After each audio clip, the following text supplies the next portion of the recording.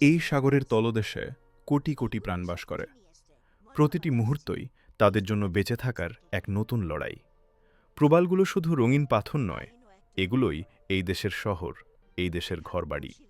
এখানেই জন্ম, বেড়ে ওঠা আর বেঁচে থাকা। এখানে আছে শিকারী, আছে শিকার, কিন্তু সবকিছুর মাঝেই এক অদ্ভুত ভারসাম্য কাজ করে। কিছু প্রাণকে দেখলে মনে হয় এরা যেন ভিন্ন কোনো গ্রহ থেকে এসেছে। প্রকৃতি এখানে তার কল্পনার সবচেয়ে অদ্ভুত রূপ দেখিয়েছে।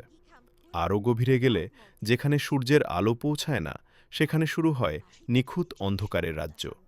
তবুও জীবন থেমে থাকে না। নিজেদের শরীর থেকেই আলো জ্বালিয়ে এই প্রাণীরা অন্ধকারে পথ খুঁজে নেয়। সাগরের তলদেশে মানুষের ইতিহাসও ঘুমিয়ে আছে। ডুবন্ত জাহাজ, হারানো সভ্যতার চিহ্ন, সবকিছু আজ নীরব সাক্ষী।